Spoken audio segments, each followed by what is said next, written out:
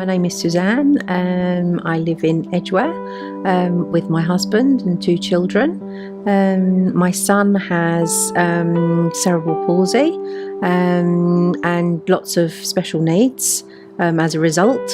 My twins were born early, and although they were both very healthy from birth, Nathan did have weak lungs.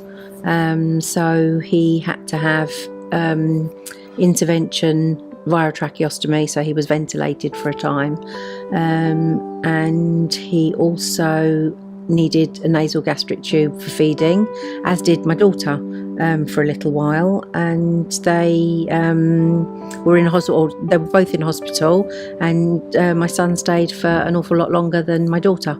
So and then we were home from hospital, and then about 6 months after that his tracheostomy blocked off, and sadly he stopped breathing.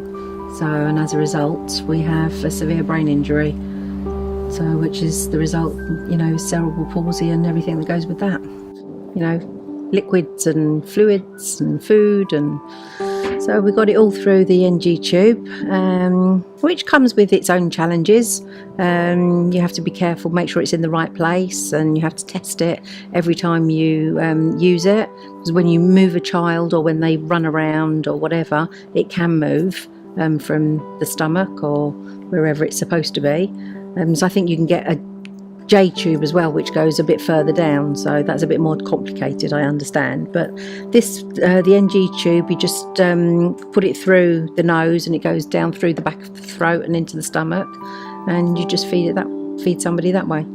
Previously he was coughing all the time when he was being fed, and when he was drinking he was finding it more difficult. It was taking longer to feed him. I just know it was the right thing to do for his safety, and it's not just for my comfort and making life easier for me, for his comfort and his safety. I know it was the right thing to do. You can be anywhere.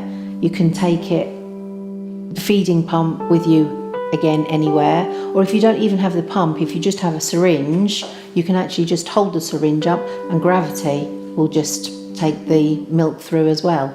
So you can actually feed anywhere at any time. Obviously, and you have to be very careful with the tube. As we know the other day, as it came out, or Nathan grabs hold of it, he will pull it out. And he even tries to get his tongue to the back of his throat and pull it out. He's getting a little bit better with it, getting more tolerant of it.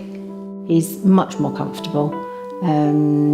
It's not such a stress for us or the carers. In orally feeding him, it was getting stressful for all of us, really, because we had to make sure that he was eating, and then he was coughing, and it was just very uncomfortable for him.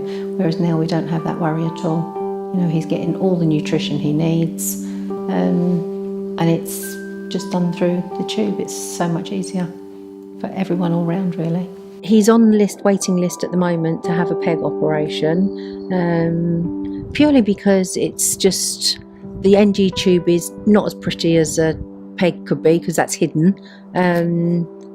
But if he's not suitable for it for any reason, then we'll just carry on with the NG tube. It's nothing to be frightened of. Everything comes with experience, but you don't actually need a lot of experience. You don't need any medical experience to be able to do it. I certainly haven't got any. You just be confident, just knowing that if you can insert an NG tube, your child is going to be fully nourished with the milk and whatever else is going through the tube, and you'll be having all their meds safely, and it really isn't a problem. It's not a big deal. It looks scary to begin with, but it really isn't. It's nothing to be scared of.